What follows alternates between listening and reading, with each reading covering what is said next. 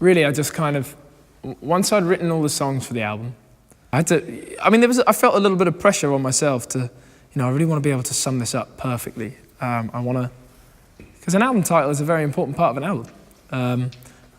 I didn't want anything too over the top, but I didn't want anything too sort of boring. And I remembered, all of a sudden, something that I kept sort of, it kept coming back into my mind sort of over the sort of previous 18 months at the point.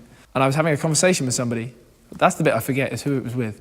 But it just fell out of this person's mouth. It just came out in conversation. We were talking about, the thing of having to travel, and then, more and more, and then being away from family and people that you want to be close to more and more.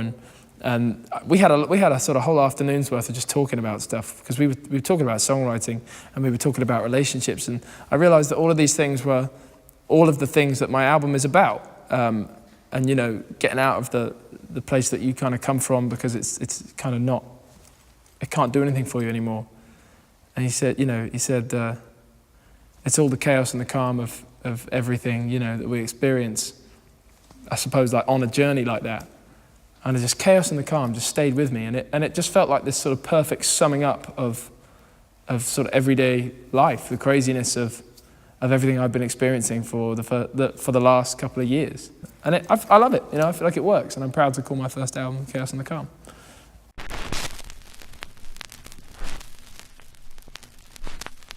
Hold Back the River was written, I wrote that after my first year of being just really busy for the first time and traveling a lot, which does sort of, that pulled me away from the people that I grew up with and my family and all my friends.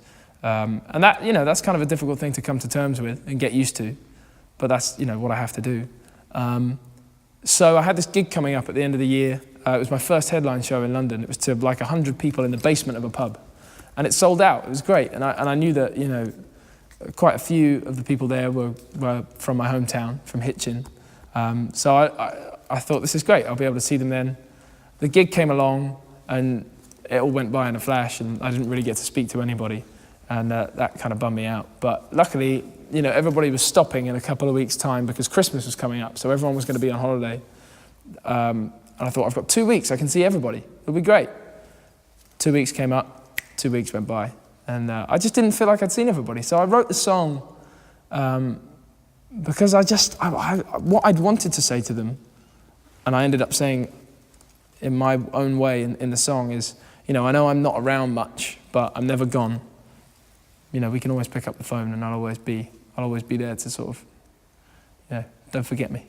It was kind of that. So for whatever reason, Hold Back the River, quite a metaphorical line in Teil. That's the reason for that. Yeah. Let It Go. I guess it was just it's inspired by just a real difficult moment in a relationship. People ask me people tell me lately that they love that song. It's a great breakup song. I didn't write it about a breakup. I wrote it because I guess I was in that kind of place in my head. And what you do in a relationship in that situation, it seems, is go to that place. You go to the extremes in here. And that's what happens in songwriting as well. I think that's what makes a great song, is you have to say something quite raw and honest.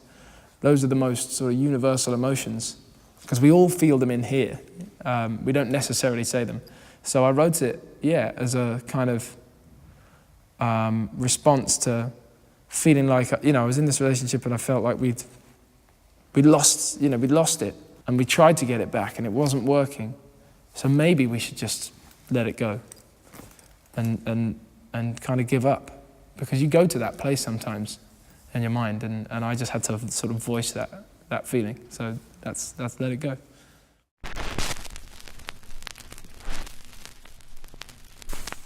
It has to be this one. Michael Jackson, Thriller. I mean, it's pretty obvious. That's a pretty obvious why. This is, hold up. Oh, wow. See, when I was a kid, this is all I listened to. And the two other albums that he released in this decade, Off the Wall and Bad, it is some of, if not the greatest pop music some of the greatest pop songs and, you know, ever released. So I picked this up because of this and this guy. I was supporting Hosier through America, and we were in Nashville, and she'd come to see him play. She, you know, came sort of towards the end of the set because she wanted to say hi to him and hang out afterwards. But he wasn't quite finished, and he went back on to do his encore. And we didn't have a dressing room. It was a little venue. He had the dressing room and behind the stage and everything, and we had the hallway that led to the door, the back door. So we were stood in our dressing room in the hallway. And she had, and you know, she has these bodyguards and stuff, and they were like, everybody out the way, she's coming through. So we just sort of stood there with our backs against the wall, like, okay. She came through, she got to about here, she stopped and she turned and said, "Are you James Bay?" And I said, "Yeah." And that was a very crazy little moment. Because, yeah, she's really successful. She's a huge deal right now, and in pop music and music in general. So it was really cool that, you know, what she went on to tell me was that she has a Spotify playlist or, you know, some sort of playlist, and she has a couple of my songs in there, and she listens to my music. She said, you know, I'm a really big fan of your songs, and you know, not long after that, she was like dissecting all the lyrics. She was telling me about, you know, I love this line and these words when it says this, and I was just stood there like, okay, great, thank you. So yeah, that was how that happened, and it's a cool little moment. Things pop up on tours, and that was one of the cool ones. Yeah. It's tough. My reputation's at stake. It's not this one. That's not for me. It's you know what, it's this one. Like, to be quite honest, milk's great, but I need cereal. I need a bowl of cereal, and then I'll pour the milk on, and then we're good. So, yeah, it's got to be some of this stuff. And this is a clearly fine German Pilsner. This is what I go to. Good question. I liked how, I've seen different people do this in the past. I've seen Jack White and John Mayer do this in the past. You know, they collaborate with people as guitar players. I'm not sure who it's with, but I would like to sort of pair up with a great voice. Sam Smith's a good example. You know, or there's a lot of great female voices out there, you know. Ray Morris is one. She's got a great voice. And I'd like to collaborate as the guitar player. So maybe somehow there's a cool little guitar part. And it's a bit of a kind of, I'd love to do a bit of a Stevie Nicks, Lindsey Buckingham sort of thing. And collaborate like that. So maybe with one of those guys, you know, Ray or Sam Smith, something like that. That would be cool. I guess that's how I'd like to collaborate.